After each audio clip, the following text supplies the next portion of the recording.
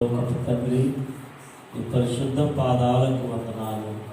ఇంతవరకు పాడారు, నీ ప్రియ బిడ్డలు ఇంతవరకు ఆయన స్తుతించారు, అనేక ప్రార్థన మనవులు సన్నిధిలో వివరించారు. నాయన నీ సన్నిధానంలో తెచ్చిపెట్టారు తండ్రి, వాటిని ఆలకించినందుకు వందనాలు. ఈ సమయంలో కూడా మాకు మాట్లాడమని ప్రభా, విను వారికి వినుబుద్ధిని కలిగించమని, గ్రహించే మనస్సును ఇవ్వమని, హృదయాలను తెరవమని, మాట్లాడుతున్న నన్ను కూడా నీ స్వాధీనంలోకి తీసుకోమని, మీరు తండ్రి నీ యొక్క ఆధీనంలో ఉంచి మాట్లాడించమని యేసు నామములో ప్రార్థిస్తున్నాము తండ్రి. ఆమేన్. హల్లెలూయా.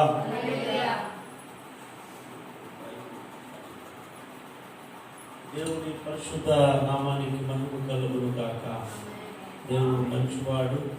మనము నవంబర్ నెలలో 2వ తారీఖున వచ్చేసాం.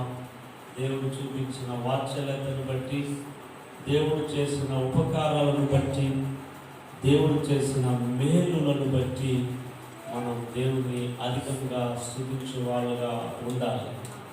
ఎక్కడ చూసినా మరణ వార్తలు వింటున్నాం, ప్రమాద వార్తలు వింటున్నాం. ఎక్కడ చూసినా అనేక దుర్సంభవాలను చూస్తూ వింటూ ఉన్నాం. ఆనాటి దినములలో మనం జీవిస్తూ ఉన్నప్పటికీ దేవుడు తన కృపను మన ఎడల, మన కుటుంబాల ఎడల ఆయన చూపిస్తూ వస్తూ ఉన్నాడు. ఎంత స్తోత్రాలు చెప్పినా, ఎంత ఆరాధన చేసినా సరిపోదు. హల్లెలూయా. కనుక శ్రేష్టమైన వాక్య భాగంలోనికి మేము వెళ్దాము.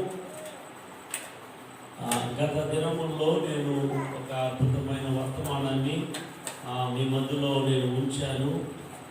మళ్ళీ ఆ వర్తమానాన్ని ఒకసారి మిగిలిపోయిన వాటిని ధ్యానం చేద్దాము అని అనుకుంటున్నాను. ఈ వేళలో 2వ సెక్షన్లో ఏ వాక్యం మీద అయితే నేను బోధించానో ఆ వాక్యాన్ని మనము తీసుకుందాము. ఫిలిప్పీయులకు రాసిన పత్రికలో నుండి నేను 4 విషయాలు మీతో కూడా చెప్పాను. 4 విషయాలు.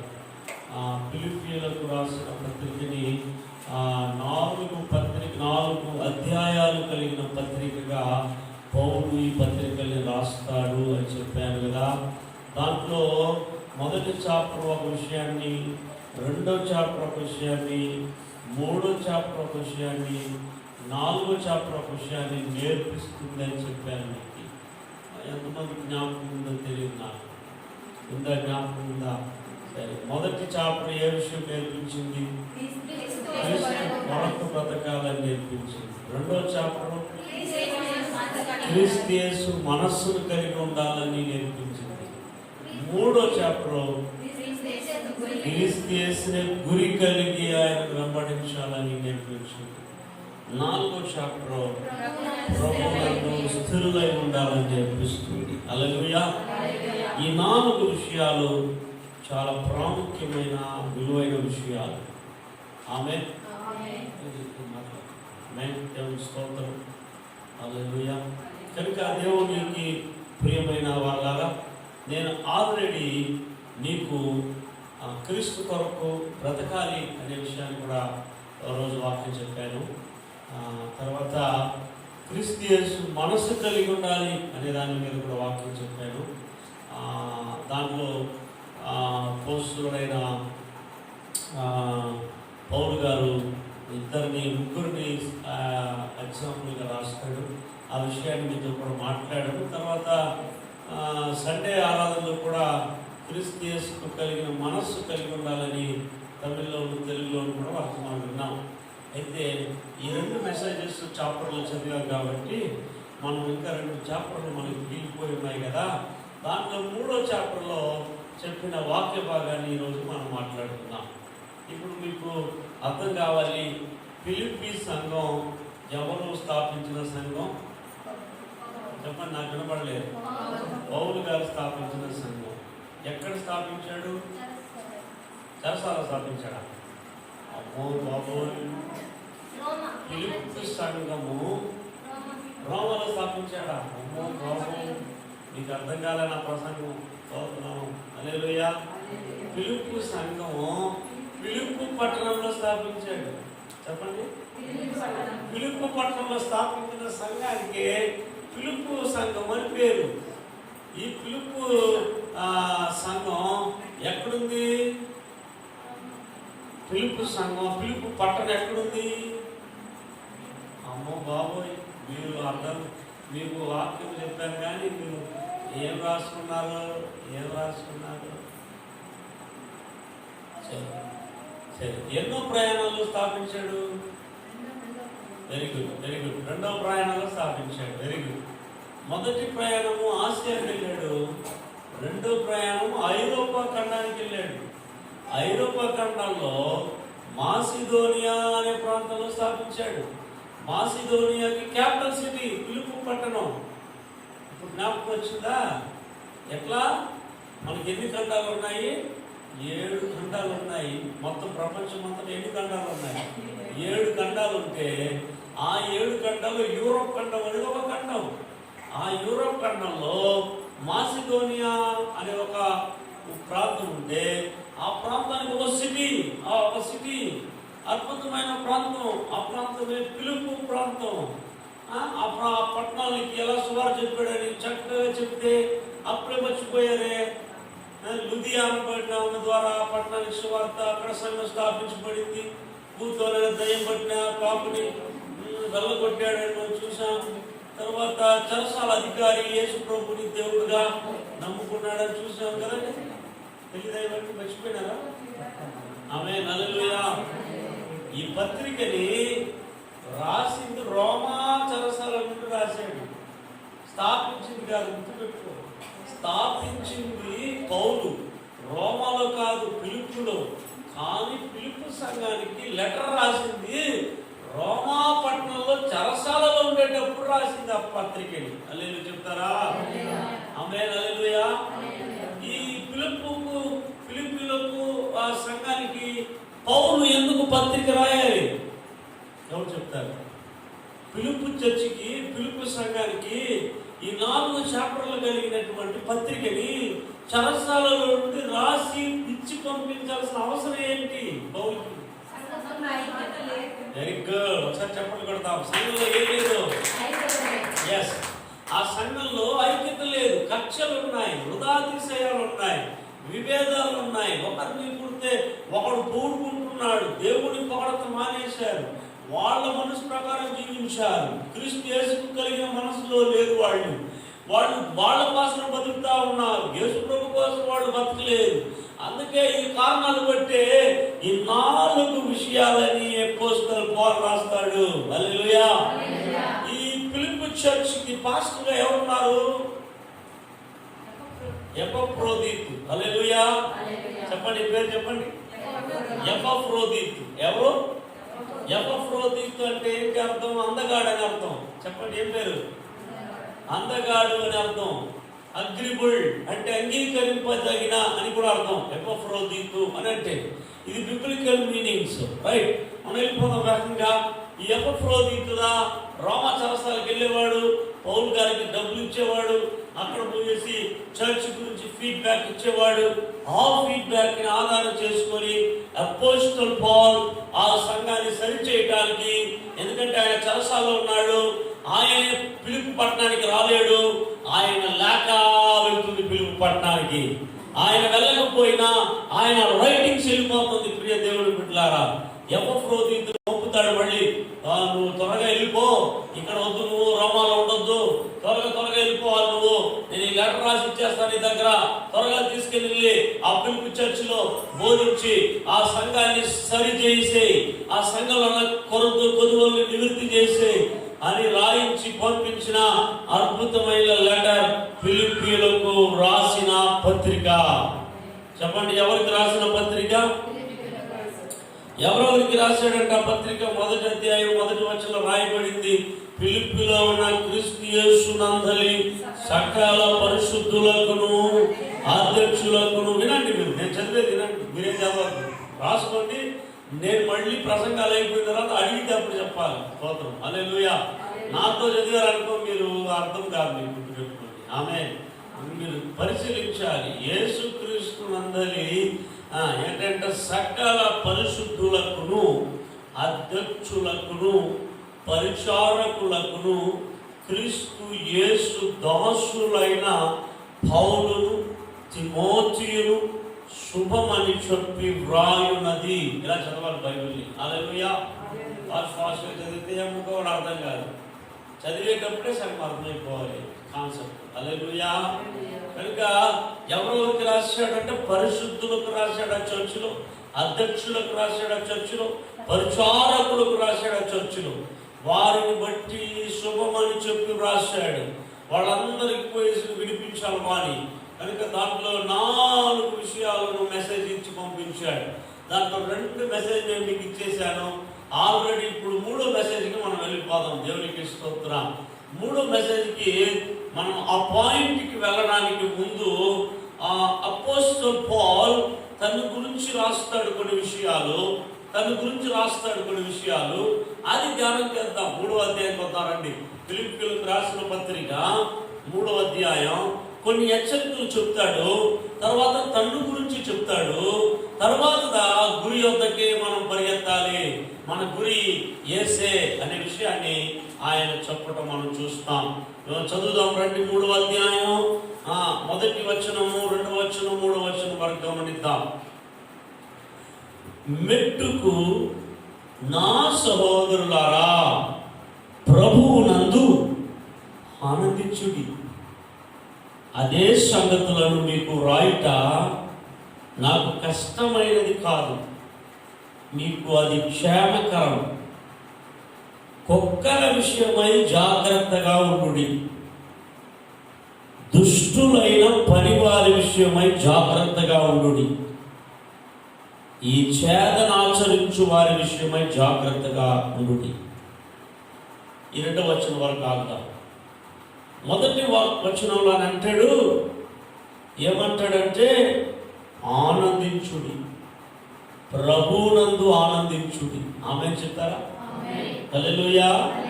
దేంట్లో ఆనందించాలంటే ప్రభువునందు ఆనందించుడి, ప్రభువునందు ఆనందించుడి. హల్లెలూయా. చాలా శ్రేష్టమైన మాట. ఈరోజు చాలా మంది దేంట్లోనూ ఆనందిస్తుంటారు. పిలుపు సంఘం కూడా వారి వారి యొక్క భావాలను వ్యక్తపరచడంలో ఆనందంలో ఉన్నారు, వారి వారి అతిశయాలలో ఆనందంలో ఉన్నారు. అందుకే నేను చెప్పి రాస్తున్నాడు, మీరు ప్రభునందు ఆనందించాలి, ప్రభు నీతో ఉన్నాడని ఆనందం రావాలి, ప్రభు పక్షాన నువ్వు ఆనందించాలంటున్నాడు. అలా ఆనందించటము అది మీకు క్షేమకరం అంటున్నాడు చివరిగా. అలా చెబుతూ ఆయన అంటాడు, కుక్కల విషయమై జాగ్రత్తగా ఉండండి అంటాడు. దేని విషయమై? కుక్కల విషయమై జాగ్రత్తగా ఉండండి. ఎందుకంటే కుక్కల విషయం జాగ్రత్తగా లేకపోయింది అనుకోండి, వెనక వచ్చి ఎప్పుడో పట్టి కొరికేస్తుంది. జాగ్రత్తగా ఉండాలా. హల్లెలూయా చెప్తారా? హల్లెలూయా. నిన్న మేము వేలూరుకి వెళ్తున్నాము, చిత్తూరు నుంచి స్కూటర్ మీద మార్నింగ్ వెళ్తూ ఉంటే గిరిపాడ దగ్గర మేము వెళ్తున్నాం, కుక్క మాకు తెలియలేదు, అవతల నుంచి దగ్గరకు వచ్చి అనుకుంటూ వచ్చింది. కుక్క ఆ పక్కన ఉండే కుక్క ఈ పక్క వచ్చి మమ్మల్ని పట్టేసేదానికి ఉంటుంది. అయితే దేవుడే రక్షించాడు. హల్లెలూయా చెప్తారా? అయితే ఇక్కడ కుక్కలు అని రాయగానే మామూలుగా ఇంటి కుక్క, ఊరు కుక్క, బౌబౌ అనే కుక్క కాదు. సంవత్సరం. హల్లెలూయా. కుక్కల విషయం జాగ్రత్తగా ఉన్నానంటే కుక్క లాంటి స్వభావం కలిగిన మనుషులు ఉన్నారు, వాళ్ళ దగ్గర జాగ్రత్తగా ఉండండి అని అర్థం. చూద్దాం. ఇప్పుడు కుక్కల విషయమై జాగ్రత్తగా ఉండండి అంటే అర్థం ఏంటి? కుక్క లాంటి స్వభావం కలిగిన వారి విషయమై జాగ్రత్తగా ఉండండి అని అర్థం. హల్లెలూయా. కుక్క లాంటి స్వభావం. కుక్క లాంటి స్వభావం ఏం స్వభావం చెప్పండి. కుక్క స్వభావం ఏం స్వభావం? మంచి ఏదో వినబడిందాను. Very good. కక్కిన దానిని మరలా తినే స్వభావం. ఏం స్వభావం చెప్పలేదే? మళ్ళీ కక్కింది మళ్ళీ ఏం చేస్తుంది? అది కక్కింది తింటారా? ఎవరైనా కక్కింది తింటారా? కక్కింది ఎవరైనా తింటారా? అయ్యో మీ నోట్లో నుంచి కదా వచ్చింది, అయ్యో మీరు తినేదే కదా వచ్చింది. సాధ్యమేనా? మీ ఎంగిలిని మీరు చేతులు ఎత్తుకుంటారా? మీ ఎంగిలిని కాళ్ళైనా దుక్కుతారా? స్తోత్రం. అమ్మాయి చెప్తారా? అర్థమైందా క్లియర్గా? కుక్క స్వభావము ఏంటి అంటే తాను తిన్న దానిని మళ్ళీ వాంతి తీసి మళ్ళీ తినేస్తుంది. అంటే దాని అర్థం ఏంటి? ఏదైతే వద్దని కట్టేశామో, ఏదైతే వద్దని విసర్జించేశామో, ఏదైతే వద్దని విడిచిపెట్టేశామో, ఏదైతే వద్దని దూరంగా ఎత్తి పారేశామో, ఏదైతే వద్దని మానుకున్నామో, ఏదైతే వద్దని దాని దగ్గర నుంచి వచ్చేసామో, మళ్ళీ దాని దగ్గరికి వెళ్ళడం, మళ్ళీ దాన్ని చేయడం, మళ్ళీ దాన్ని తినడం, మళ్ళీ మన జీవితంలోకి తీసుకురావడం. వాడు రిజెక్ట్ చేసి పాడేసాం, ఒకసారి వదిలేసాం, మళ్ళీ చేసేదాన్ని. అలాంటి వాళ్ళ దగ్గర జాగ్రత్తగా ఉండాలి అని సంఘాన్ని చెప్పాడు. అలా చెప్తారా? ఏ విషయమై? కుక్కల విషయమై జాగ్రత్తగా ఉండండి.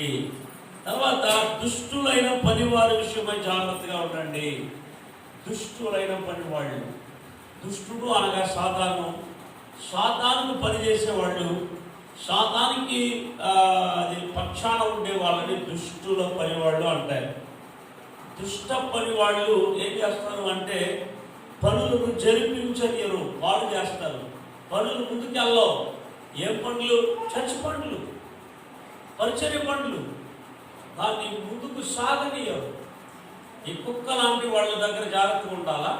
దుష్టులైన పని వాళ్ళ విషయం జాగ్రత్తగా ఉండాలా? మూడోది ఈ చేతన ఆచరించు వారి విషయమై జాగ్రత్తగా ఉండాలి. అంటే పైన చెప్పిన 2 విషయాలు చేసే వాళ్ళ దగ్గర చర్చిగా ఉండే ఫిలిప్పియర్ చర్చి చాలా జాగ్రత్తగా గమనంగా ఉండాలి. హల్లెలూయా. ఏం చెప్పొస్తున్నాడు? చెప్పకుండానే అలా కుక్కలాగా మీరు కూడా వదిలేసి పెట్టిన దాన్ని మళ్ళీ ఏం చేసుకోకూడదు, తినకూడదు. మళ్ళా దుష్టులాగా మీరు మారిపోకూడదు, అలా పనివాళ్ళుగా చేయకూడదు.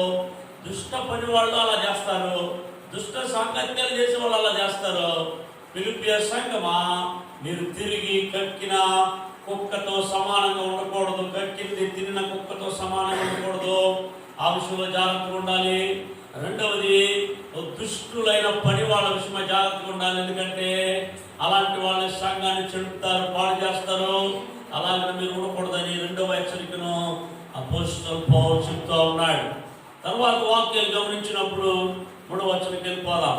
ఎందుకనగా శరీరమును ఆస్పదము చేసుకొనక దేవుని యొక్క ఆత్మ వలన ఆరాధించుచు క్రీస్తు యేసునందు అతిశయపడుచున్న మనమే సున్నతి ఆచరించు వారము. 4వ వచనం, కావలైనంటే నేను శరీరమును ఆస్పదము చేసుకొనవచ్చును, మరి ఎవడైనను శరీరమును ఆస్పదము చేసుకుని దలచిన ఎడల నేను మరి ఎక్కువగా చేసుకునవచ్చును. ఇక్కడి నుంచి ఆయన గురించి మొదలు పెడతాడు. అపోస్తలుడు పౌలు గురించి చెప్తాడు. కొంచెం గమనంగా వినండి. ఎందుకు చెప్తాడంటే ఫిలిప్పియర్ చర్చ్కి ఆయన యొక్క సెల్ఫ్ ఇంట్రొడక్షన్, ఆయన వ్యక్తిగత పరిచర్యను, వ్యక్తిగత కార్యాలను ఎందుకు మాట్లాడతాడు మీకు అర్థమవుతుంది. ఇప్పుడు గమనించండి. 5వ వచనం, 8వ దినమున సున్నతి పొంది తిని ఇశ్రాయేలు వంశపు వాడైన బెన్యామీను గోత్రంలో పుట్టి హెబ్రీయుల సంతానమైన హెబ్రీయుడై ధర్మశాస్త్ర విషయమై పరిచయుడై ఆసక్తి విషయము సంఘమును హింసించిన వాడినై ధర్మశాస్త్రం వలని నీతి విషయము అనింద్యుడై ఉంటుంది. చూడండి ఎంత చక్కటి మాటలు చెప్తా ఉన్నాడు అపోస్తలుడు పౌలు. అపోస్తలుడు పౌలు ఎవరై ఉన్నారు అని అంటే మొట్టమొదట గమనించాలి, ఆయన సున్నతి పొందిన యూదుడుగా మనకు కనబడుతూ ఉన్నాడు. ఎవరు సున్నతి పొందుతారు అంటే అబ్రహాము సంతతి నుండి వచ్చిన అందరూ కూడా సున్నతి పొందుతారు. అందుకని అపోస్తలుడు పౌలు ఆ విధంగా సున్నతి పొందినవాడు. రెండవది, ఆయన ఏ వంశపు వాడు? బెన్యామీను గోత్రమునకు చెందినవాడు. మూడవది, హెబ్రీయుల సంతానమైన హెబ్రీయుడు. హెబ్రీయుల సంతానం అనగా ఆయన ఒరిజినల్ యూదుడు, జ్యూ. మరలా తర్వాత ధర్మశాస్త్రంలో పరిచయుడు. ధర్మశాస్త్ర పరిచయుడు అంటే దాని అర్థం పట్టాభద్రుడు, విద్యావంతుడు, చదివినవాడు. ఇంకా చెప్పాలంటే ఆసక్తి విషయంలో సంఘమును హింసించువాడు. ఈ విధంగా అన్ని క్వాలిటీస్ కలిగి ఉన్నాడు. సున్నతి పొందినవాడు, బెన్యామీను గోత్రికుడు, హెబ్రీయుడు ఆ పరిచయుడు ధర్మశాస్త్ర విషయంలో, సంఘాన్ని హింసించే విషయంలో ఆయన భయంకరమైన ఆసక్తి కలిగిన వాడుగా ఇలాగున బ్రతుకుతా ఉన్నాడు. ఇది అపోస్తలుడు పౌలు యొక్క మొదటి విషయాలు, రక్షణ పొందక ముందు ఉన్న విషయాలు. ఇలా నిష్టగా, గరిష్టగా, ప్రావీణుడుగా, ఇలా మంచి ఆ గోత్రంలో పుట్టినవాడు, హెబ్రీయుడు, పరిచయుడు, ధర్మశాస్త్ర ఉపదేశకుడు, ఇలా అన్నిట్లో నిష్ట గరిష్టగా ఉన్నటువంటి పౌలు క్రీస్తు కొరకు ఏం చేస్తాడు? వాటన్నిటిని వెరీ ఇంపార్టెంట్. అదిగా చెప్తాడు 6వ వచనంలో, 7వ వచనంలో అంటాడు చూడండి, అయినను ఏవేవి నాకు లాభకరములై ఉండెనో వాటిని క్రీస్తు నిమిత్తము నష్టంగా ఎంచుకొంటిని. అదే చెప్తారా? పౌరు జీవితంలో ఇక్కడ చెప్పారు చూడండి, చదివాను చూడండి, అవన్నీ లాభకరమైనవి. ఆయనకి లాభకరమైనవి అవన్నిటిని కూడా క్రీస్తు నిమిత్తము నష్టముగా ఎంచుకొంటిని. నష్టం ఎత్తి తీసి పాడేశాడు. ధర్మశాస్త్ర పట్టభద్రులన్నింటినీ తీసి పాడేశాడు. ఎబ్రియుడిగా లేకుండా బయటకు వచ్చేసాడు. యూదుడుగా లేకుండా బయటకు వచ్చేసాడు. బెన్యామీను గోత్రీయుడిగా లేకుండా బయటకు వచ్చేసాడు. ఇప్పుడు ఎలా కూడా పౌలు మారిపోయినాడంటే, ఇప్పుడు అన్ని పట్టభద్రులన్నీ పక్క పెట్టేశాడు, పదవుల్ని పక్క పెట్టేశాడు, రోమా సిటిజన్స్ పౌరుషత్వాన్ని పక్క పెట్టేశాడు, ధర్మశాస్త్రాన్ని పరిశుద్ధత్వాన్ని బయట పెట్టే అన్ని పక్క పెట్టేశాడు. ఇప్పుడు ఇన్ని క్వాలిటీస్ కలిగి ఉన్న ఆ క్వాలిటీస్ బట్టి విరవేయలేదు, అతిశయపడకుండా అపోస్తలుడు పౌలు ఏమిగా ఆశపడుతున్నాడంటే, నేను క్రీస్తు కొరకు నష్టంగా ఎంచుకున్నాను బా అంటున్నాడు ఆ సంఘానికి. అలాగే చెప్తారా? ఎందుకు ఇలా రాయాలంటే, ఆ సంఘం అలా కూడా వాళ్ళకు ఉన్నటువంటి అతిశయాల్లో జీవిస్తూ ఉన్నారు, వాళ్ళకు ఉన్నటువంటి ఘనతల్లో జీవిస్తూ ఉన్నారు, పేరు ప్రఖ్యాతుల్లో జీవిస్తూ ఉన్నారు. అందుకే విషయాలని అపోస్తలుడు పౌలు రాస్తా ఉన్నాడు. నాకంటేనా మీరు, నేను కలిగి ఉన్న డిగ్రీల కంటేనా మీరు, నేను కలిగి ఉన్న పదవుల కంటేనా మీరు, నేను కలిగి ఉన్నటువంటి గొప్ప గోత్రాన్ని కంటేనా మీరు, అలాంటి గొప్ప వాళ్ళే కాదు మీరు. అలాంటి నాకంటే మించిన గొప్పలు ఏమీ మీలో లేవు. అయినా మీరు గొప్పలు చెప్పుకుంటున్నారు, అయినా అతిశయపడుతుంటున్నారు, అది అయినా కక్షలు కలిగి ఉంటున్నారు. అందుకే ఆయన అవి కాదు ఉండాల్సింది. నేనే అంత డిగ్రీలు కలిగిన వాడిని కుప్పలు వేసేసిన, నేనే అంత డిగ్రీలు కలిగిన వాడిని నేను క్రీస్తు నిమిత్తమై అన్ని వ్యర్థం వేస్ట్ అని పాడేశా అని చెప్పి వాళ్ళు చెప్తా ఉన్నాడు. అంటే వాళ్ళ దృష్టిలో క్రీస్తు కాదు, వాళ్ళ దృష్టిలో వాళ్ళు హైలైట్ అవ్వాలి, వాళ్ళ పేర్లు హైలైట్ అవ్వాలి, వాళ్ళ స్వార్థ హైలైట్ అవ్వాలి, వాళ్ళే ముందుకెళ్ళిపోవాలన్న ఒక ధోరణిలో కూడా జీవించారు వాళ్ళు. అయితే దీనిని వాళ్ళు పరిష్కరించడానికి, తప్పు దిద్దడానికి కొరకు అపోస్తలుడు పౌలు తన గురించి ఎగ్జాంపుల్ గా వాళ్ళకి రాస్తా ఉన్నాడు. తర్వాత వచనంలోకి మనం వెళ్ళిపోదాం. ఇక్కడ నుంచి కొంచెం నాతో మెల్లగా గమనించాలి. 8వ వచనం నుండి మనము రావాల్సిన మెసేజ్ వచ్చేస్తూ ఉన్నాం. పౌలు ఏం చెప్పాలనుకుంటున్నాడు థీమ్ చివరిగా, దానికి మనం వచ్చేస్తున్నాం. రైట్, 8వ వచనానికి వెళ్దాం రండి. ఏం చెప్తున్నాడు? నిశ్చయముగా నా ప్రభు అయిన యేసుక్రీస్తు గూర్చిన అతి శ్రేష్టమైన జ్ఞానము నిమిత్తమై సమస్తమును నష్టముగా ఎంచుకొనుచున్నాను. గమనించాలా? ఎవరి గురించి అంట? ప్రభు అయిన యేసుక్రీస్తును గురించిన అతి శ్రేష్టమైన జ్ఞానము నిమిత్తమై. ఇలాంటి వ్యక్తిని మనం ఈ లోకంలో ఎవరిని చూడలేమండి. యేసు ప్రభుని గురించినటువంటి అతి శ్రేష్టమైన జ్ఞానాని కోసం అంట ఆయన కలిగి ఉన్న వాటన్నిటిని సమస్తాన్ని నష్టంగా ఎంచుకున్నాడంట అండి. అదే చెప్తారా? దేని గురించి? యేసు గురించిన అతి శ్రేష్టమైన జ్ఞానం సంపాదించడం కోసం. అని చూడండి, ఇంకో మాట అంటాడు 9వ వచనంలో, క్రీస్తు సంపాదించుకొని. ఎవరు సంపాదించుకొని? చెప్పనమ్మా, సంపాదించుకున్నారా మీరు? ఉన్నాడా మీకు క్రీస్తు? ఎంతమంది చెప్పగలరు నేను క్రీస్తుని సంపాదించుకొని ఉన్నాను?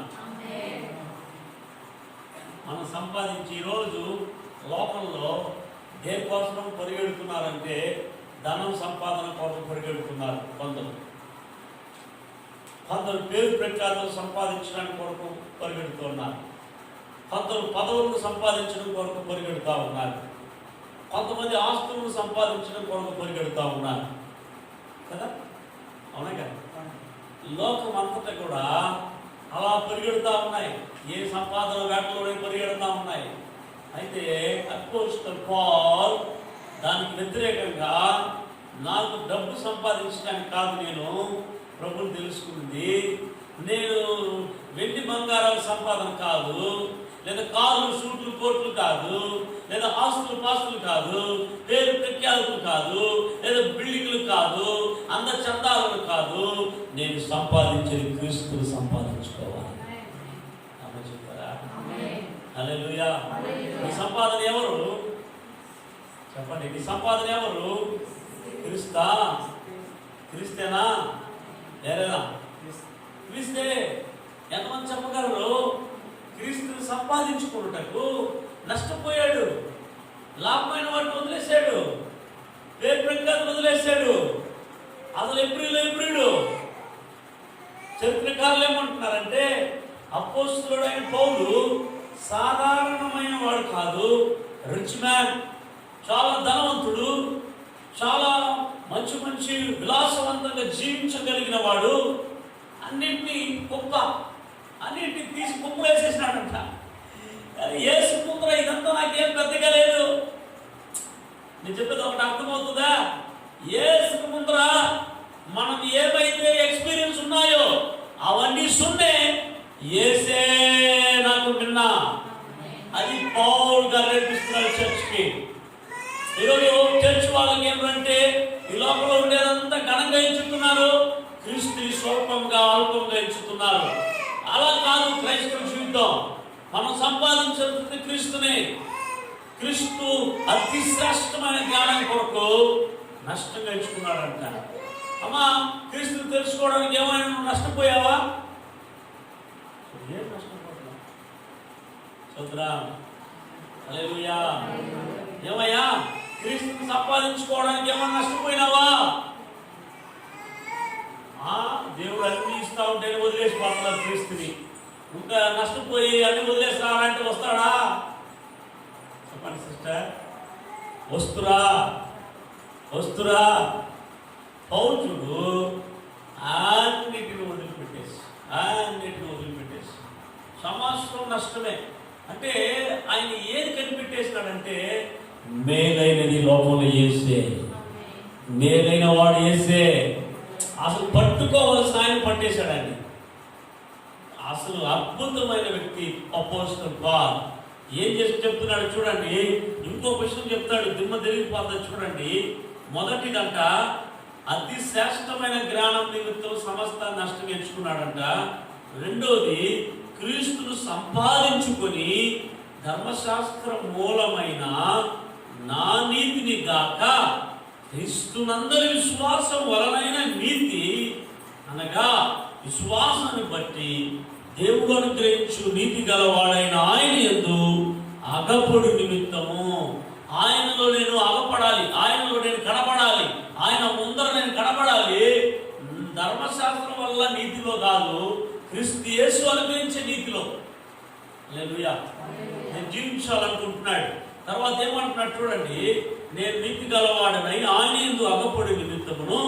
10వ వచనం, ఏ విధము చేతనైనను మృతులలో నుండి నాకు పునరుద్ధానము కలగవలనని ఆయన మరణ విషయంలో సమానుభావము గలవాడనై ఆయనను ఆయన పునరుద్ధాన బలమును ఎరుగు నిమిత్తమును ఆయన శ్రమలలో పాలువాడకుంటే ఎట్టిదో ఎరుగు నిమిత్తమును సమస్తమును నష్టపరుచుకొని వాటిని పెంటతో సమానంగా ఎంచుకొనుచున్నాను. హల్లెలూయా చెప్తారా? అన్నిటినీ, అతను కలిగిన అన్నిటినీ దేంతో సమానంగా ఎంచాడంట? పెంట. పెంట అంటే ఏంటి? చెత్త వేస్తారు కదా, వేస్ట్ చెత్త అంతా తీసుకుని వేసేదాన్ని పెంట అంటారు. హల్లెలూయా.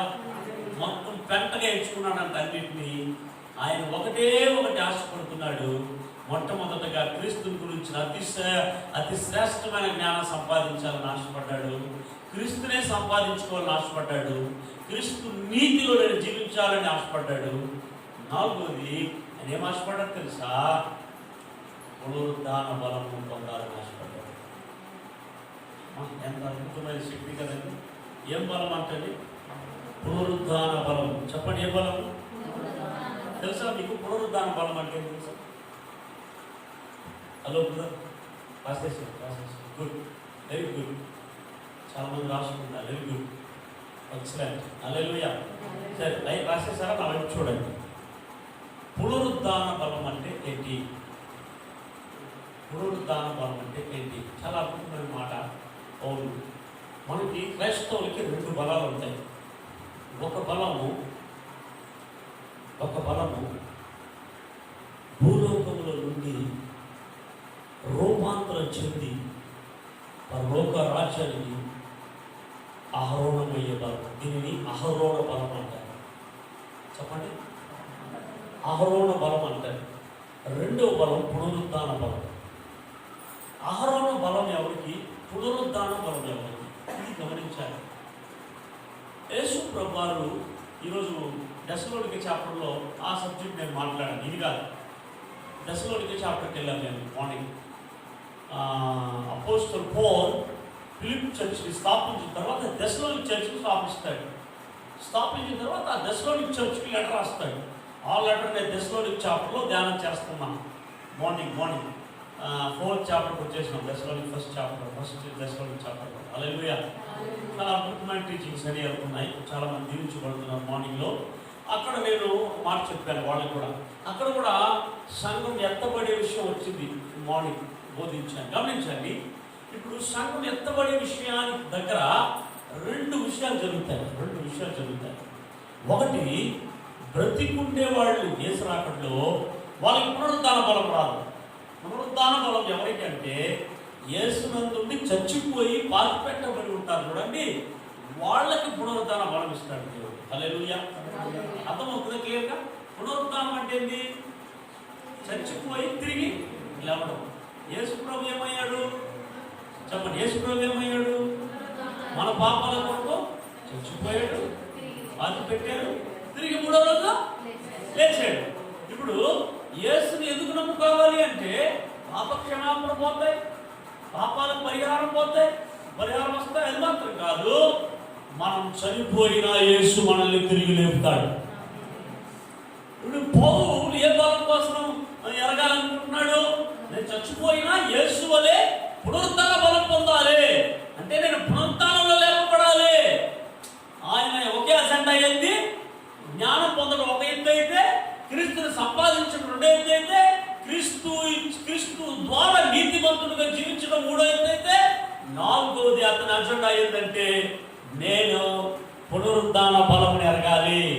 అంటే ఆయన తెలుసు, యేసు ప్రభు రావడానికి ముందే నేను చచ్చిపోతాను, చచ్చిపోయి నేను పాతి పెట్టేస్తాను. యేసు ఒక రోజు ఆర్భాటముతోను ప్రధాన దూత శబ్దముతోను ఆయన మేఘాలుడై వస్తాడు. అప్పుడు నేను పునరుద్ధాన బలము పొందుకొని లేపబడాలి. ఆమె చెప్తారా? హల్లెలూయా. అవునండి, పునరుద్ధాన బలం కోసం బతికాడు.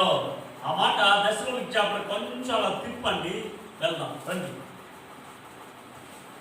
1 Thessalonians chapter 4 verse 16 and 17 చూడండి ఒకసారి. తీసుకున్నారా? 1 దశలోనికలకు రాసిన పత్రిక 4వ అధ్యాయం 16వ వచనము చూడండి. ఆ మాటలో 16, 17 2 వచనాలు తీసుకోండి. కొంతమంది తీయలేదు, దశలోనిక చాప్టర్ 7 తెలియదు వాళ్ళకి. చెప్పండి, పేజీ నంబరు 186. చెప్పండి, ఎన్నో పేజీ? 186. తీసుకున్నారా? రైట్, వెళ్దానండి. ఆర్భాటముతోను ప్రధాన దూత శబ్దముతోను దేవుని బూరతోను పరలోకం నుండి, ఎక్కడి నుండి వస్తాడు ప్రభువారు? పరలోకం నుండి ప్రభు దిగి వచ్చును. క్రీస్తునందుండి, ఎవరంట? క్రీస్తునందుండి మృతులైన వారు మొదట లేతురు. అలాగే చెప్తారా? ఇప్పుడు చచ్చిపోయిన వాళ్ళు లేపబడాలంటే వాళ్ళకి ఏ బలం కావాలి? పునరుద్ధాన బలం. చెప్పండి, ఏ బలం? పునరుద్ధాన బలం అంటే ఏంటి? మరణమును చీల్చుకొని లేవడం. హల్లెలూయా. యేసు ప్రభుకి ఏం పేరు? నేనే పునరుద్ధానంలో జీవమునై ఉన్నాను. యేసు ఎవరై ఉన్నాడు? మరణమును గెలిచి పునరుద్ధానుడై ఉన్నాడు. ఇప్పుడు యేసు ప్రభుని ఎవరెవరల్లా అంగీకరిస్తారో, యేసుక్రీస్తునందు ఎవరెవరల్లో బ్రతుకుతారో, యేసు కొరకు ఎవరెవరల్లో జీవిస్తారో వాళ్ళు ఒకవేళ జీవించి చచ్చిపోతే వాళ్ళకి ఏ బలం ఇస్తాడు? పునరుద్ధాన బలం. చెప్పండి, ఏ బలం? ఒకవేళ యేసు ప్రభు ఆర్భాటంతో వచ్చేటప్పటికి బతికుంటే వాళ్ళకి ఏ బలం ఇస్తాడంటే ఆరోహణ బలం. హల్లెలూయా. పైకి ఎత్తబడే బలం. ఆమె చెప్తారా? కొనిపోయే బలం. ఏం బలం? ఇప్పుడు యేసు ప్రభు వారు కొలిగొండ కొండలో ఉన్నాడా? అలానే పైకి కొనిపోబడ్డాడు. చూసారా మీరు? తెలుసా? ఒలివల కొండలో నుంచి చేసేయా అట్లాగా ఎవరెవరల్లా చచ్చిపోకుండా బతుకుంటారో ఆయన కడపర సత్తు వినేటప్పటికీ వాళ్ళు చావరు, మార్పు చెందుతారు, అలాగనే కొనిపోబడతారు. ఆ కొనిపోయేది ఎవరికి? ఆ కొనిపోయే బలం ఎవరికంటే యేసు రాకడలో బతుకునే వాళ్ళకి, యేసు రాకడకు ముందే చచ్చిపోయిన వాళ్ళకి ఏ బలం వస్తుందంటే పునరుద్ధాన బలం. అది ఎవరికంటే అందరికి కాదు, మళ్ళీ గుర్తుపెట్టుకో, ఆ క్రీస్తునందు బ్రతికిన వాళ్ళకే. అపోస్తలుడు పౌలు చెప్పినట్లుగా నేను ఆ పునరుద్ధానం సంపాదించుకోవాలి, ఆ పునరుద్ధాన బలం ఎరగాలి అన్న కసితో, అన్న నిరీక్షణతో, అన్న వాంఛతో బ్రతికే వాళ్ళకు మాత్రమే దొరుకుతుంది. హల్లెలూయా చెప్తారా? అందుకే ఫస్ట్ కొరింథియన్స్ చాప్టర్ 15లో ఆ వాక్యం రాయబడి ఉంటుంది. వెళ్దాం రండి అక్కడికి, మీకు క్లియర్గా అర్థమవుతుంది. 1 కొరింథీ 15వ అధ్యాయం తీయండి, తీసుకోండి వేగంగా. 1 కొరింథీ 15వ అధ్యాయం తీసుకున్నారా? 1 కొరింథీ 15వ అధ్యాయం 51వ వచనం చూస్తారా? 51వ వచనం ఒకసారి. ఇదిగో మీకు ఒక మర్మము తెలుపుచున్నాను, మనమందరము నిద్రించము గాని నిమిషములో ఒక రెప్పపాటున కడముర బ్రోగగానే మనమందరము మార్పు పొందుదుము. చెప్పండి, ఏం పొందుతాం? మార్పు పొందుదుము. ఎవరు? యేసు రాకడలో చావకుండా బ్రతికుండే వాళ్ళకి. హల్లెలూయా. చావకుండా బ్రతికుండే వాళ్ళకి నిద్రించము కానీ. చాలా అద్భుతమైన మాట అది రాయబడింది. ఏం రాయబడింది? ఒక మర్మం మీకు తెలుపుతా ఉన్నాను, మనమందరం ఏమమ్మో నిద్రించమంటే ఏంది? చచ్చిపోం.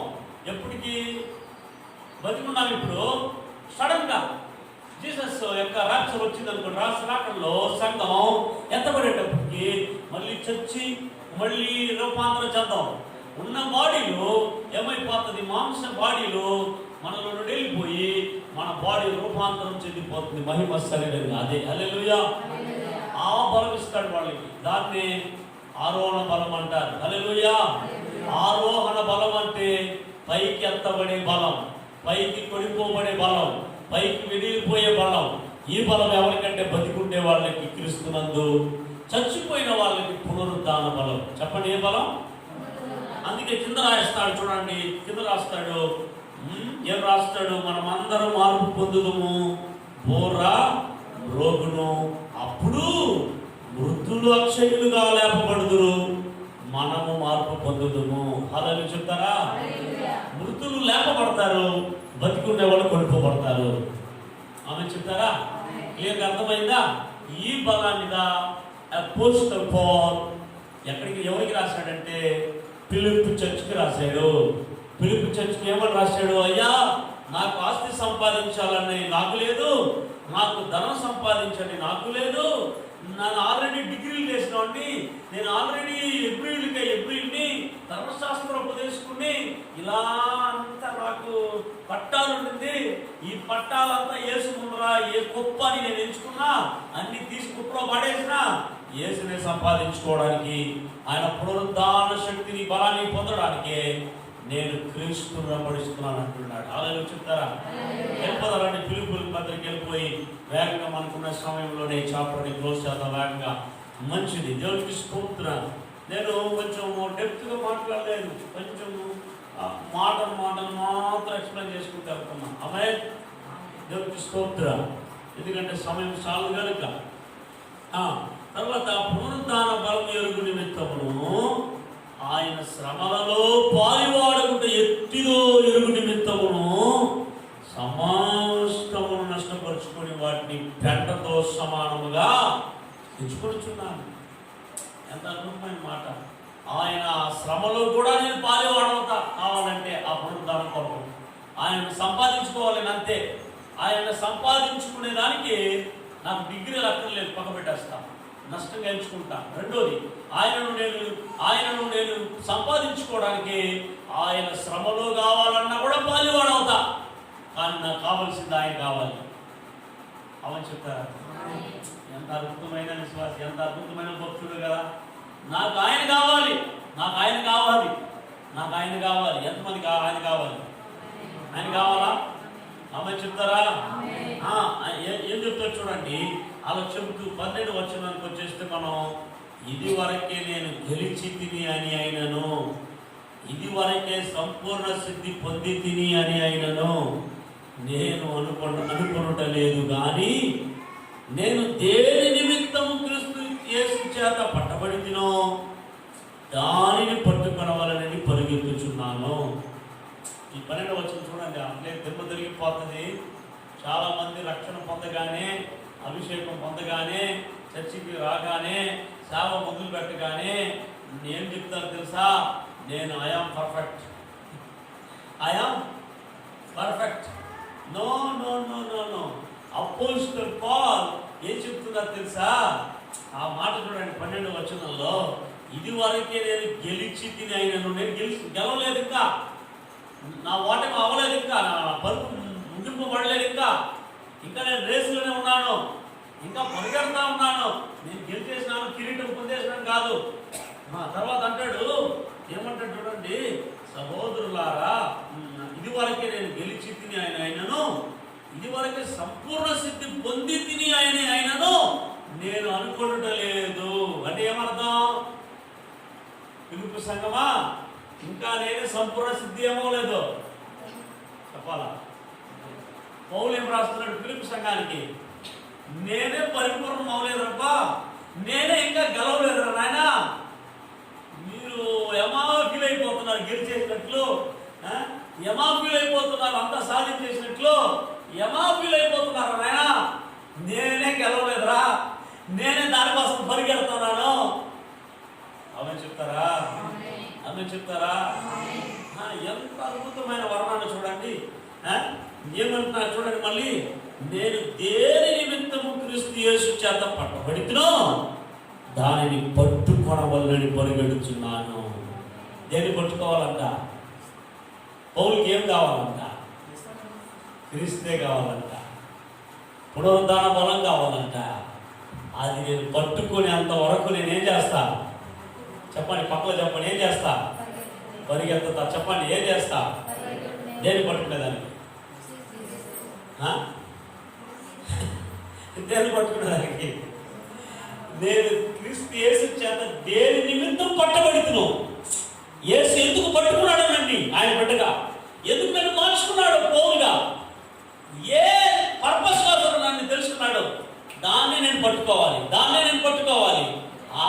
అదే నా సంపద, అదే నా గురి. అలా చెప్తూ 13వ వచనం అంటే చూడండి, ఎంత అద్భుతమైన మాట. సహోదరులారా నేను ఇదివరకే పట్టుకొని ఉన్నానని తలంచుకొనను, పట్టుకొని ఉన్నానని తలంచుకొనను. ఏమంటున్నాడు?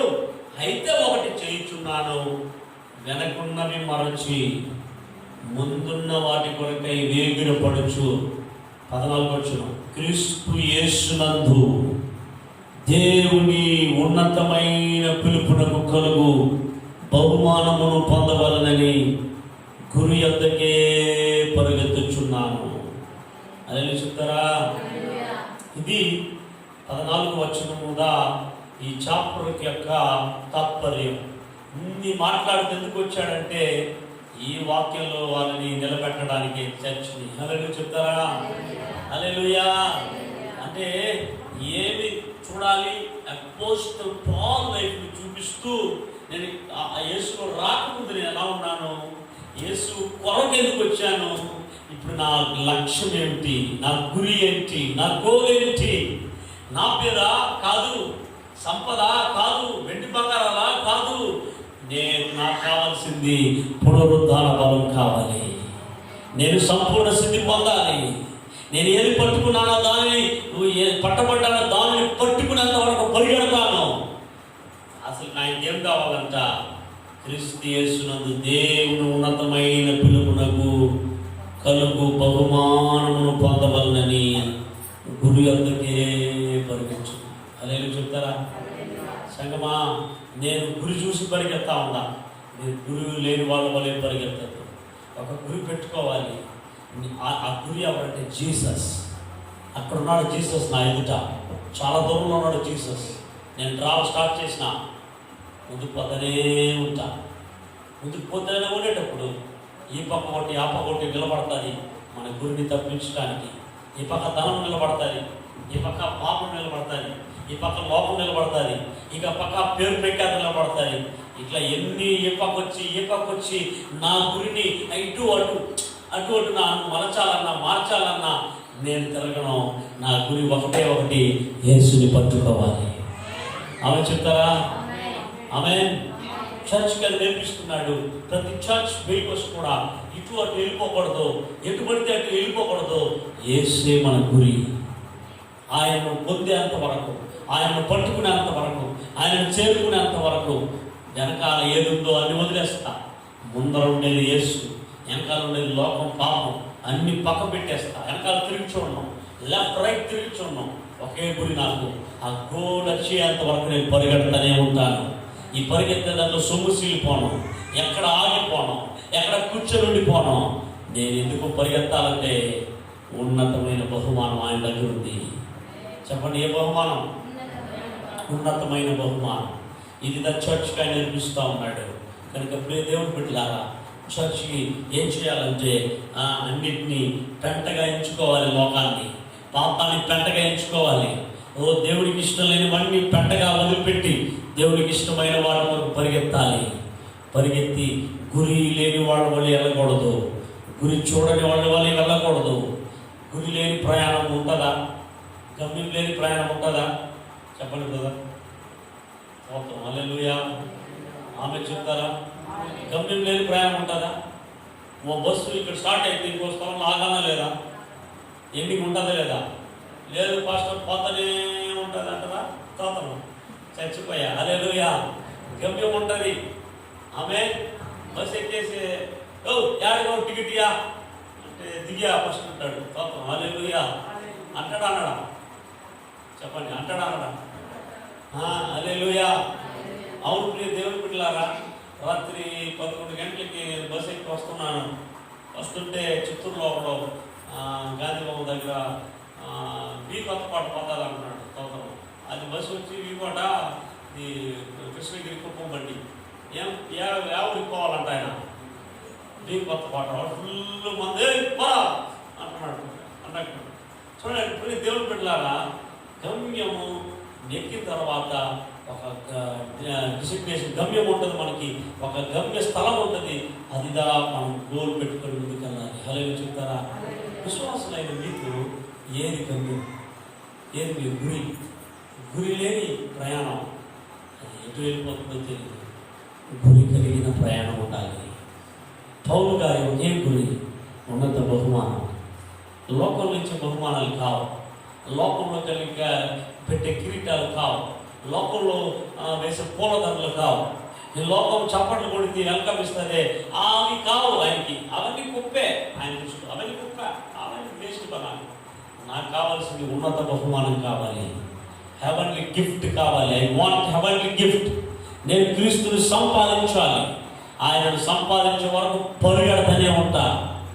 అది నా గోల్, అది నా గురి. చర్చ్ అలా ఉండాలి మీరు. పిలిపి చర్చ్ అలా ఉండాలి మీరు. నేను చూడు అన్ని నష్టం ఎంచుకున్నా. మీరేమన్నా నష్టం చేసుకున్నారా? ఏం లేదే. నష్టం చేసుకోలే. గురిని పెట్టుకోండి. వేసింది గురి వెంబడి వెళ్ళండి.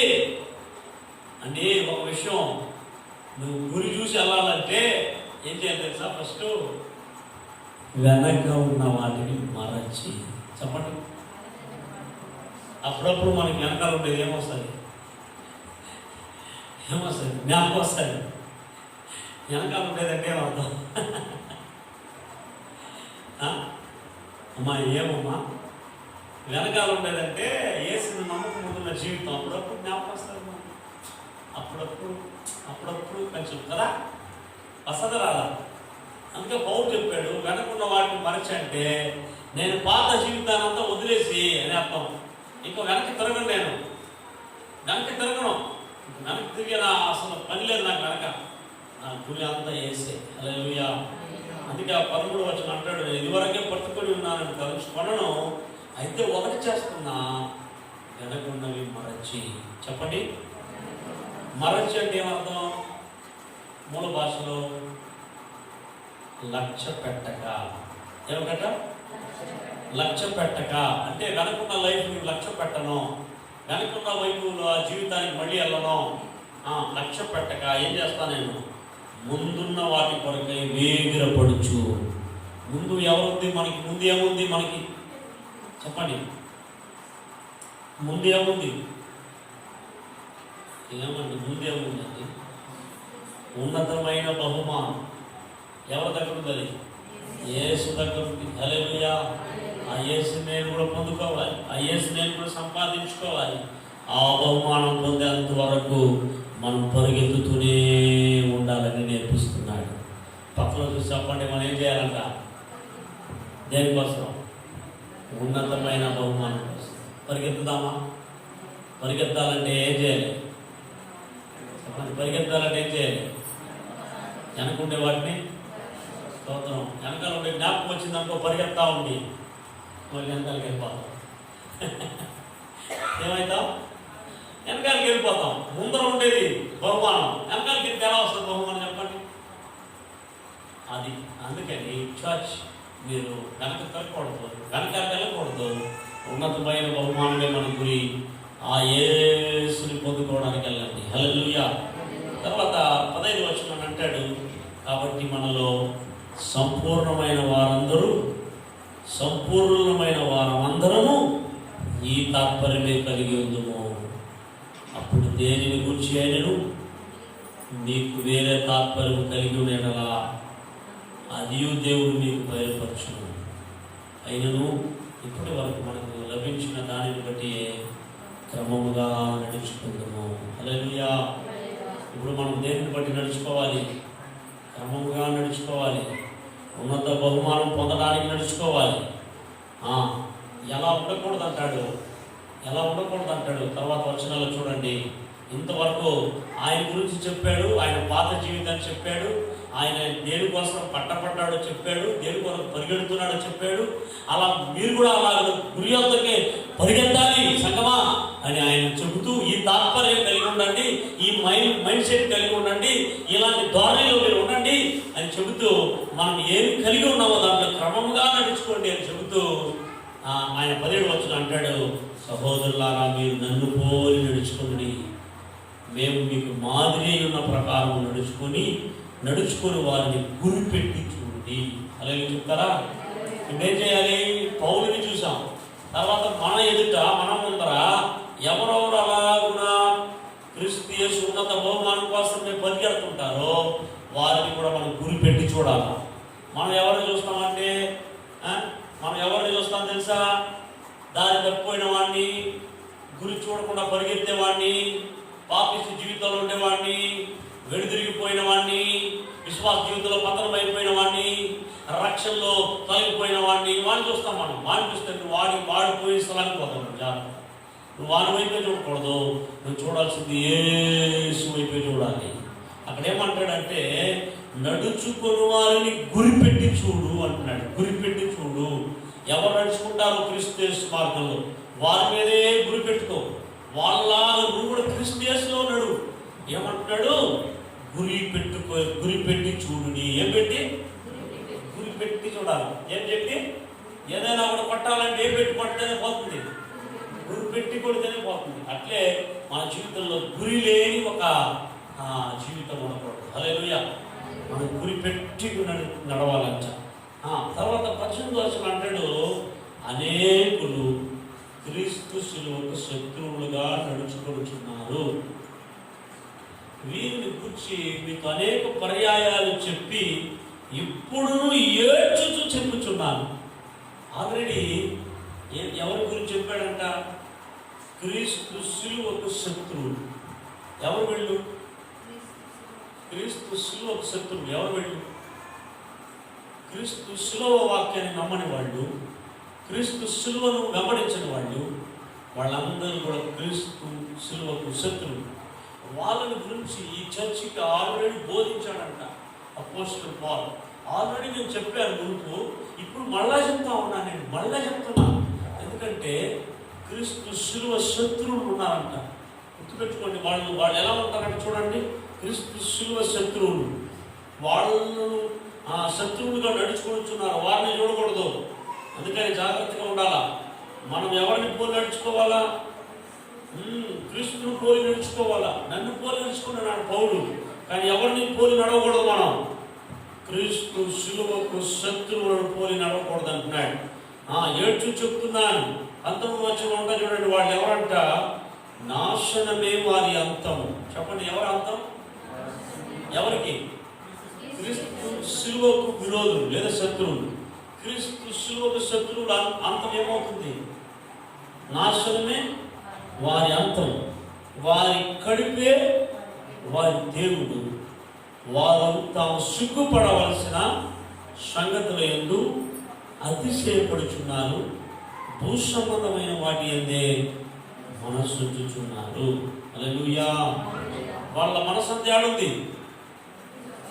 చెప్పండి. భూ సంబంధమైన విషయాల మీదనే ఉంది. ఎక్కడ లేదు వాళ్ళ మనసు?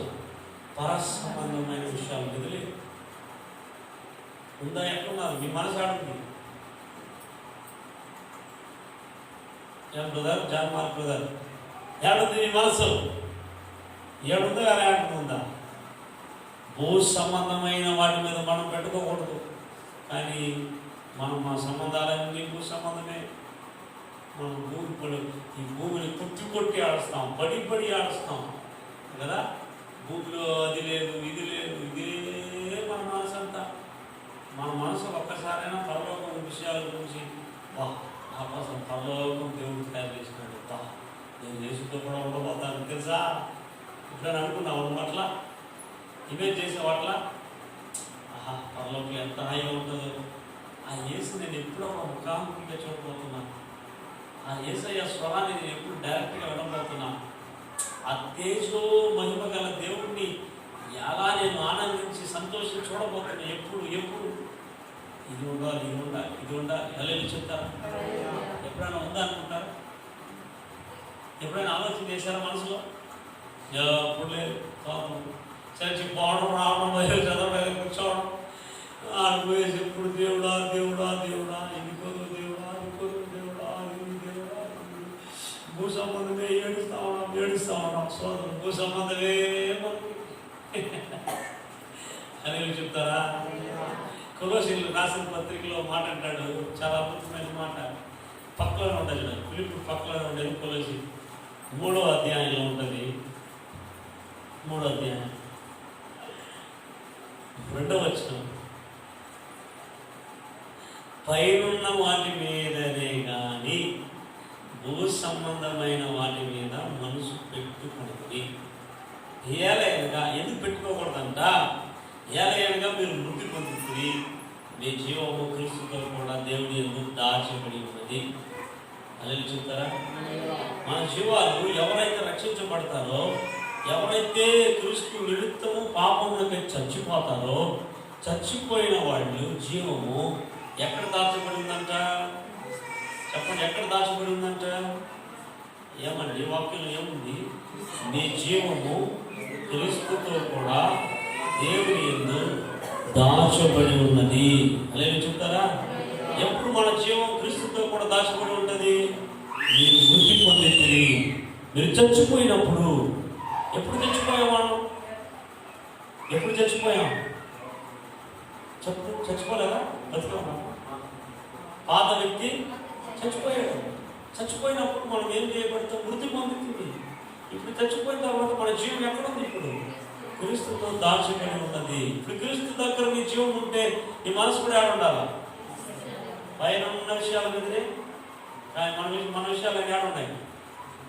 చెప్పాలి కరెక్ట్గా. భూ సంబంధమైన వాటి మీదనే ఉన్నాయి. అది చెప్తా ఉన్నాడు ఆ సంఘానికి. ఇక్కడ కొలోసి చర్చికి చెప్పాడు, తర్వాత ఫిలిప్పీ చర్చికి ఆ మాట చెప్తున్నాడు. హల్లెలూయా. కనుక ప్రియ దేవుని బిడ్డలారా, భూ సంబంధమైన వాళ్ళ యొక్క స్థితి ఏంటి అంట చూసారా?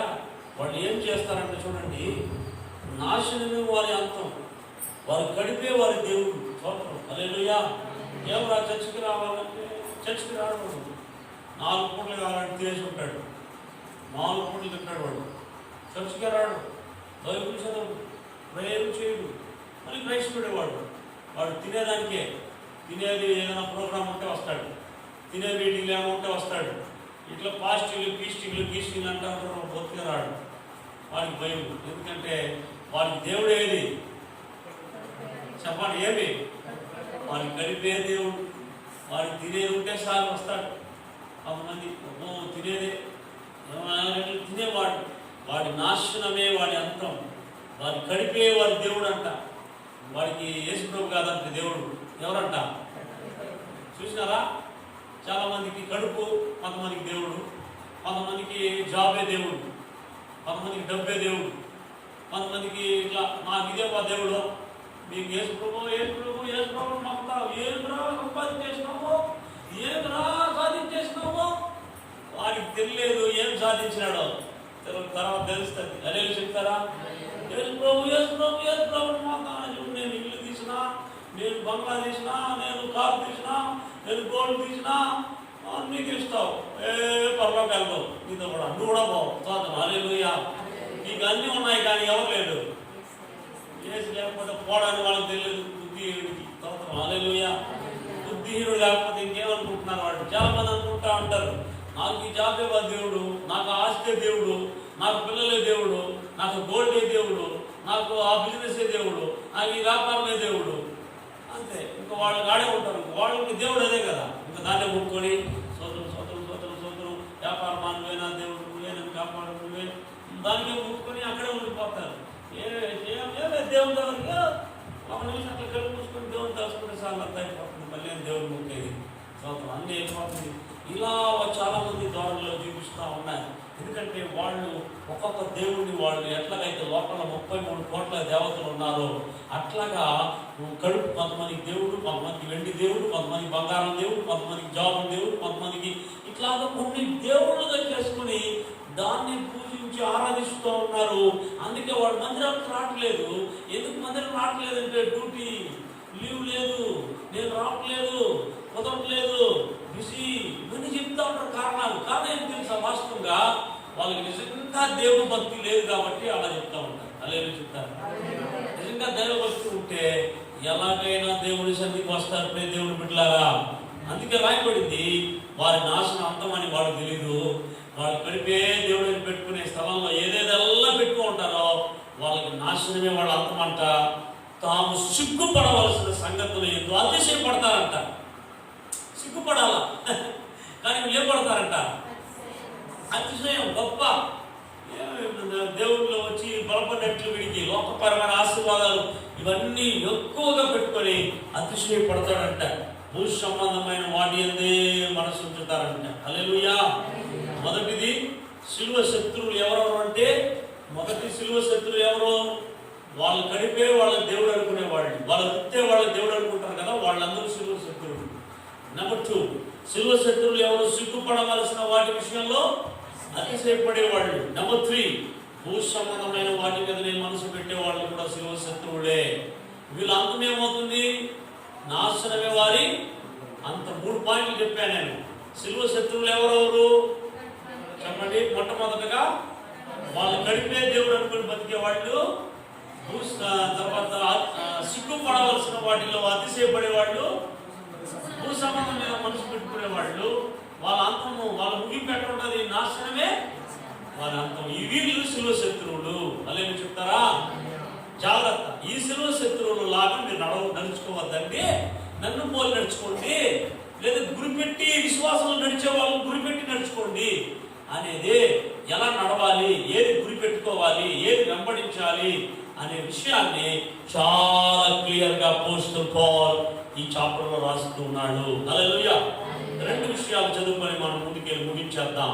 ఎందుకు అలా నడుచుకోవాలి క్రీస్తుని అంటే 20 వచనం అంటే చూడండి, మన పౌరస్థితి పరలోకమందున్నది. చెప్పండి, మన పౌరస్థితి ఆడుంది అంటే భూమి మీద లేదా పాస్టర్? ఉంది. టెంపరవరీ. మనకు ఓటు ఉందా? ఉందా? పౌరస్థితి అంటే దేశంలో నేను ఒక పౌరుడిని అనే హక్కు, అది పౌరస్థితి. హల్లెలూయా. ఆయన పౌరు ఏమంటున్నాడు, మన పౌరస్థితి ఈ లోకంలో కాదు పరలోకంలో ఉంది అంటున్నాడు. ఓటు ఇక్కడ ఉంటే సరిపోదు, పరలోకంలో ఉండాలి. అంటే పరలోకంలో ఎలక్షన్ ఉందా పాస్టర్? పరలోక ఎలక్షన్ లేదు. నేను పరలోకానికి చెందిన వాడిని అనేది పౌరస్థితి. ఆమె ఇప్పుడు నేను భారతదేశానికి చెందిన వాడిని అని చెప్పడానికి ఓటు కార్డు ఇచ్చేది, గుర్తింపు కార్డు. అది నీ గుర్తింపు కార్డు. నేను పౌరుడు, భారతదేశ పౌరుడు అనేదానికి. ఈ భారతదేశ పౌరుడు అనే దాంట్లో విరవీగి మనవాళ్ళు నేను వాళ్ళు కొట్టేసినా వీళ్ళు కొట్టేసినా నాకు ఐడి కార్డు ఉంది, ఏ కార్డు ఉంది, ఈ కార్డు ఉంది, సరిపోతావు. ఇది కాదు మన పౌరస్థితి. ఇది టెంపరవరీ, ఇది డూప్లికేట్. నిజమైన పౌరస్థితి ఎక్కడ పొందాలా? సిటిజన్షిప్ అంటారు దాన్ని. సిటిజన్షిప్ పరలోకంలో పొందాలా. పరలోకంలో సిటిజన్షిప్ ను పొందాలంటే భూలోకంలో రక్షించబడాలి. యేసు నమ్ముకొని. ఆమేన్. యేసు నమ్ముకొని రక్షించబడకుండా పరలోకంలో సిటిజన్షిప్ కాలేదు. అందుకే మన పౌరస్థితి అక్కడుంది. అక్కడ ఎప్పుడు రాగలపోతా నేను ఆ సిటిజన్ లోకి? ఈ సిటిజన్ అంతా గబ్బుగా ఉందరా, బాగాలేదురా, ఈ సిటిజన్ భూ సంబంధం అయింది, అక్కడ వెళ్ళాలను. అది నా పౌరస్థితి. పౌలు అది కనిపెట్టాడు. రైట్, గమనించండి, మన పౌరస్థితి పరలోకమందు ఉన్నది. అక్కడి నుండి ప్రభు అయిన యేసుక్రీస్తు రక్షకుని నిమిత్తము కనిపెట్టుకొని ఉన్నాము. హల్లెలూయా చెప్తారా? అక్కడ ఉన్న ప్రభు అయిన యేసుక్రీస్తు నిమిత్తము మనం కనిపెట్టుకొని ఉన్నాం. అలా కనిపెట్టుకొని బతకాలంట. 21వ వచనం అంటాడు, సమస్తమును తనకు లోపరుచుకొన జాలిన శక్తిని బట్టి ఆయన మన దీన శరీరమును తన మహిమ గల శరీరమునకు సమరూపము గల దానిగా మార్చును. ఏం శరీరాన్ని? దీన శరీరాన్ని తన మహిమ గల శరీరమునకు సమరూపము గల దానిగా మార్చును. అలా ఎవరు మార్చగలడు? ఇది ఎప్పుడు జరుగుతుంది? ఈ మార్పుడు ఎప్పుడు జరుగుతుందంటే, నేను చెప్పాను కదా, బతుకునేటప్పుడు మనం కొనిపోబడతాం కదా, మార్పు చెంది అప్పుడే మహిమ శరీరంగా మనం మార్చబడతాం. ఒకవేళ మనం చచ్చిపోయి సమాధిలో ఉంటే మన శరీరాన్ని కూడా అప్పుడు కూడా మహిమ శరీరంగా లేపుతాడు. ఆమె చెప్తారా? ఆ మహిమ శరీరానికి మనల్ని మార్చుతాడు మన ప్రభు అయిన దేవుడు. మన దీనులమే, మనం మన్నైన శరీరం కలిగిన వాళ్ళమే. మనం బాధేసినా లేదా క్రీస్తు యేసు రాకడ వచ్చినా అప్పుడు మార్పు చెందుతాము, లేదా పునరుత్థానమైన లేపబడతాము. మన యొక్క దీన శరీరాలను ఆయన మహిమ శరీరమునకు సమరూపము గల దానిగా మారుస్తాడంట. అలాగే చెప్తారా? కాబట్టి ఎంతమంది సంతోషిస్తున్నారు? ఇప్పుడు నీ గురి ఏంటి చెప్పండి. నీ గురి ఏంటి? నీ గురి ఏంటమ్మా? 10 ఎకరాలు కొనాలన్నా? నీ గురి ఏంటి? ఒంటి నిండా బంగారం వేసుకోవాలన్నా? నీ గురి ఏంటి? బీరువా నిండా స్థిరలు కావాలన్నా? నీ గురి ఏంటి? నీ గురి ఏంటి? అంతా పెద్ద పెద్ద పోస్టర్లో నీ పేరు వేసి ఫోటోలు వేసి బాగా నన్ను పాపులర్ అవ్వాలా? ఏంటి నీ గురి? నీ గురి ఒకటి. ఏంటి గురి? క్రీస్తే గురి. హల్లెలూయా చెప్తారా? ఎంతమంది గురి వెళ్ళి పరిగెత్తిపోతున్నారు? ఒకవేళ వేరే రోజులు ఏమైనా పరిగెత్తా ఉంటే ఈరోజు వచ్చేసి జాగ్రత్తగా. గురి లేని వాళ్ళకి పరిగెత్తుంటే అది ఎక్కడికి గురికి తీసుకెళ్ళి వదిలేస్తుందో జాగ్రత్త. యేసుని గురి పెట్టుకొని చూసుకుంటూ పరిగెత్తు. యేసు 2 చేతులు చాపి నేను పిలుచుకుంటాడు. అయ్యో నా వైపు పరిగెత్తుస్తున్నాడు, నా పరిగెత్తుస్తున్నాడు, నా మీదనే ఆశ కలిగి ఉన్నాడు. రా కమ్ వెల్కమ్ అని ఇంకా ప్రోత్సహిస్తాడు, ఇంకా మనల్ని నడిపిస్తాడు. అది కాకుండా ఆయన ఆడుండి నువ్వు ఇటు పక్కో లేదా వెనకాలకు తిరిగిపోతుంటే నువ్వు గురి తప్పిపోయినవాడు. అలా తప్పిపోతే నిత్య నాశనం. చూడండి, గమనించాలి. ఇది స్ట్రైట్. ఆయన నా ముందు ఉన్నాడు గురి. ఇటు సైడ్ లేడు, వెనకాల లేడు. ఇప్పుడు ప్రజలు ఇటు ఒకడు పరిగెత్తున్నాడు, ఇటు సైడ్ ఒకడు పరిగెత్తున్నాడు, వెనకాల ఒకడు పరిగెత్తున్నాడు. ఇప్పుడు మనం పరిగెత్తాల్సిన ఇటు సైడ్ కాదు, వెనకాల సైడ్ కాదు, లెఫ్ట్ సైడ్ కాదు, స్ట్రైట్గా గురిపెట్టుకొని వేసి చూసి పరిగెత్తాలి. ఆమె చెప్తారా అంటే అపోస్టల్ పౌల్ లైఫ్లో నుండి ఆ చర్చ్కి గురి కలిగిన వారి వల్ల పరిగెత్తండి. మీరు అలా పరిగెత్తితే పునరుత్థాన బలం వస్తుంది. మీరు అలా పరిగెత్తితే పరలోక పౌరుషత్వం పొందుకుంటారు. మీరు అలా పరిగెత్తితే మీ దీన శరీరాన్ని మహిమ శరీరానికి సమరూపంగా మార్చేస్తాడు దేవుడు. ఆమె చెప్తారా 3 దీవెనలు చూడండి అద్భుతం. పునరుత్థాన బలం, తర్వాత రెండోది మన యొక్క శరీరము ఆయన మహిమ శరీరంలో సమరూపంగా మార్చేస్తాడు. పరలోకంలో సిటిజన్షిప్, పరలోక పౌరుషత్వము నువ్వు నేను పొందుకుని అక్కడనే యేసుతో కూడా ఉండబోతున్నా. ఎంతమంది యేసును గురి చూసి పరిగెత్తబోతున్నారు? అందుకు లేచి నిలబడదాం. 3వ చాప్టర్ ముగించేసి సక్సెస్ఫుల్గా దేవునికి స్తోత్రం. ఫిలిప్ చాప్టర్లో పత్రికలో 4 విషయాలు చెప్పాడు. ఒకసారి జ్ఞాపకం చేసుకున్నాం. మొదటి విషయం క్రీస్తు కొరకు బతకండి. రెండవ విషయం క్రీస్తు యేసు మనసును కలిగి ఉండండి. 3వ విషయం క్రీస్తు యేసును గురిపెట్టి ఆయనను వెంబడించండి. 4వ విషయం క్రీస్తు నందు స్థిరులై ఉండండి. దేవుని చెప్పినది ఇంకో రోజు 4 చాప్టర్లో ముగించేద్దాం. అప్పుడు ఫిలిప్పీయులకు రాసిన పత్రిక కంప్లీట్గా చదివినట్లు అవుతుంది. ఎప్పుడు మరవకూడదు. మీరు అందరూ కలుగుతామా? ప్రార్థన చేద్దాం. మా మధ్యలో సహోదరులు యేసు అలాగే పేట్రు కుమార్ ముందుకొచ్చి ఈ మెసేజ్ కొరకు ప్రార్థన చేస్తాం.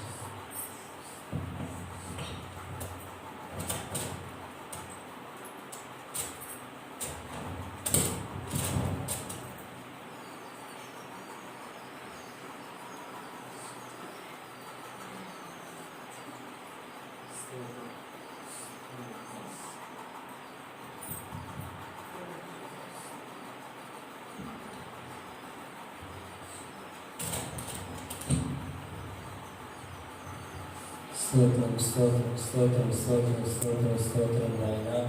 భూమిని ఆకాశాన్ని సృష్టించిన పరలోకపు మా తండ్రి వందనాలు ప్రభువా. ప్రభా ఇంతవరకు కాచి కాపాడు ప్రభా. ఎటువంటి ఆపద లేకుండా మమ్మల్ని కాచినందుకు వందనాలు తండ్రి. అదేవిధంగా ప్రభా ఈ యొక్క 40 రోజు ఉపవాస కూడికలో ప్రభా, ఈ యొక్క 32వ రోజు ప్రభా స్తోత్రం నాయన. ప్రభా ఉదయము ప్రభా ఫస్ట్ సెక్షన్ 2వ సెక్షన్లో కూడా ప్రభా మేము మిమ్మల్ని ఆరాధించి స్తుతించి పాటల ద్వారా ప్రభా మిమ్మల్ని బలపరిచినందుకు వందనములు తండ్రి. ప్రభా మీరు ఇచ్చిన వాక్యములకు వందనములు తండ్రి. ప్రభా మేము ప్రభా మీ యొక్క పట్ల ప్రభా గురి చూసి నడవడానికి మమ్మల్ని సహాయం చేయండి తండ్రి. వచ్చిన ప్రతి వాక్యమును ప్రభా దాని కొరకు మేము నివాసించడానికి సహాయం చేయండి తండ్రి. వచ్చిన ప్రతి ఒక్క బిడ్డను ప్రభా మీరు ముట్టని ప్రభా ప్రతి ఒక్క బిడ్డను ప్రభా గురి చూచి నడవడానికి మీరు సహాయం చేయమని ప్రభా ప్రతి వాక్యము ద్వారా మమ్మల్ని నడిపించమని ఈ యొక్క చిన్న ప్రార్థనను యేసునామమున అడిగి వేడుకుంటున్నాం తండ్రి. ఆమేన్. హల్లెలూయా. యేసయ్యా నీకే వందనాలు చెల్లించుకున్నాము ప్రభా. ఈ మధ్యాహ్న కాల సమయం బట్టి నేను స్తుతిస్తున్నాం తండ్రి. ఇంతవరకు కూడా ప్రభా మీరు మంచి మాటలను ప్రభా మీరు ఫిలిప్పీయులకు రాసినటువంటి పత్రికలో 3వ అధ్యాయంలోనైనా యేసు ప్రభా తండ్రి ఫిలిప్పీ సంఘాలకు కొరింథీయుల సంఘాలకునైనా అపోస్తలులైనటువంటి పౌలు రాస్తున్నట్లుగానైనా మంచి మాటలను ఎలాగ జీవించాలని, ఎలాంటి మనసు కలిగి ఉండాలని, ఎలాంటి దానిపైన స్థిరంగా ఉండాలని, ఎలాంటి మనసు కలిగి ఉండాలని, దేంట్లో స్థిరంగా నడుచుకోవాలి, జీవించాలని తండ్రి ప్రభా మేము మా యొక్క జీవితంలో దేనిపైన మేము ఆధారపడి ఉండాలని, తండ్రి దేని మేము వెంబడించాలని, దేని మేము పట్టుకోవాలని, దేని కొరకు మేము పరిగెత్తుతున్నామని, దేని కొరకు పరిగెత్తాలని, దేని కొరకు పరిగెత్తి దేనిని పొందుకోవాలని ప్రభా మేము ఎదురు చూస్తున్నామని నైనా మీరు మంచిగా మీరు మాట్లాడినందుకే వందనాలు. యేసు ప్రభా ఈ లోకాన్ని మేము అనుసరించకుండా ఈ లోకములో వెనక ఉన్న వాటిని మేము విడిచి ప్రభా ముందుకు సాగటానికి నైనా మా ముందు ఉన్నటువంటి ప్రభా పరుగు పందెములనైనా మేము పరిగెత్తడానికి కావాల్సినటువంటి నైనా యా బలమును మాకు దయచేయనైనా యేసు ప్రభువా యా పునరుద్ధాన బలంలోనికి ప్రవేశించుటకు నాయన యా తండ్రి మీరు మాకు సహాయం చేయమని మేము ప్రార్థిస్తున్నాం నాయన. తండ్రి పౌలు యా తండ్రి ఆయన కలిగినటువంటి విద్య అర్హతలనైనా జ్ఞానము ఆయనకు ఉన్నటువంటి సంపదను ఆయన కలిగినటువంటి నీతిని యా సమస్తమునైనా నష్టంగా ఎంచుకొని లాభంగా మిమ్మల్ని యా లాభంగా పొందుకున్నాడని మిమ్మల్ని ఎంచుకున్నాడని యా మిమ్మల్ని తెలుసుకున్నాడని ప్రభా మేము విన్నాము ప్రభా. అలాగనే మా జీవితంలో కూడా మాకు కలిగిన వాటిని ప్రభా యా సమస్తమున పెంటగాను యా నష్టముగాను మేము ఎంచుకొని యా ప్రభా మీ జ్ఞానమును యా నీ మనస్సును ఇలా స్థిరంగా నిలబడటకు యా ప్రభా మాకు కావలసినటువంటి నైనా బలము మా ముందు వచ్చినటువంటి పరుగు పందెములో ముందుకు నడవటానికి సాగటానికి నైనా యా మాకు బలము మీరు దయచేయమని మేము ప్రార్థిస్తున్నాం. వెనుక ఉన్న వాటిని మరచి యా ముందుకు సాగటానికి యా నీ బహుమానములను నేను నీ చేతున్న బహుమానం పొందుకోవడానికి నైనా యేసు ప్రభా మాకు యా తండ్రి అనుగ్రహించమని మేము ప్రార్థిస్తున్నాం. తండ్రి వినిన వాళ్ళందరినీ మీరు దీవించండి ప్రభా. అలాగే నేను జీవించినట్లుగా అలాగే నేను నడుచుకున్నట్లుగా అలాగే స్థిర హృదయం కలిగినట్లుగా మంచి మనసు కలిగినటువంటి వాళ్ళుగా యా మీరు మార్చమని ప్రార్థిస్తున్నాం. తండ్రి నీకు వందనాలు చెల్లించుకుంటున్నాం. ఈ 32వ ఉపవాస ప్రార్థనలో ఈరోజు చక్కటి మంచి మాటలు మీరు మాకు అందించినటువంటి మీ దాసునికి ఇంకనైనా యా నీ యొక్క ఆత్మీయమైనటువంటి జ్ఞానము యా నీ బలమును నీ శక్తిని ప్రభు మీరు దయచేసి యా తండ్రి ఎదుగుతూ బలపడుతూ యా సంఘాన్ని ఎదిగే విధముగా బలపరిచే విధముగా నేను చేయుటకు ఈ ఆరోగ్యము బలమును శక్తిని మీరు దయచేయమని మేము ప్రార్థిస్తున్నాం. ప్రభు నీ నామాన్ని మీరు మహిమపరచుకునండి. సంఘంలోని ప్రతి వారు కూడా నైనా యేసు ప్రభు ఎదనుకునే వాటిని మరిచినైనా ముందుకు రావడానికి నడవటానికి బహుమానాలు పొందుకోవడానికి యా వారి గడిపేవారి దేవుడిగా కాకుండా యా వారి యేసు ప్రభు ఏసేనైనా మరి ఉండినట్లుగా వారికి గురిగా ఉండినట్లుగా మీరు మార్చమని ప్రార్థిస్తున్నాం. మమ్మల్ని అందరూ తగ్గించుకుంటూ నిఘనమైన వెచ్చించుకుంటున్నాం. మా ప్రభువు మా రక్షకుడైనా యేసయ్య పరిశుద్ధ నామములో ప్రార్థన చేసి వివరించినాం తండ్రి. ఆమేన్.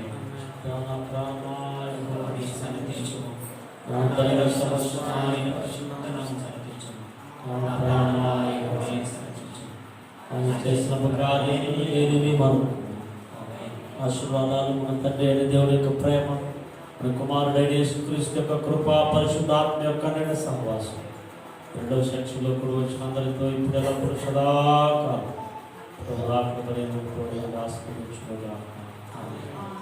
హల్లెలూయా హల్లెలూయా. ప్రత్యేకంగా 8, 9, 10 ఈ 3 రోజులు ఫైనల్ డేస్ అన్నమాట. మనకి ఆ రోజు ఫుల్ డే ఉంటుంది. మార్నింగ్ 6 గంటల నుంచి సాయంకాలం 6 గంటల వరకు 3 రోజులు ఫుల్ డే ఉంటాయి. అందరూ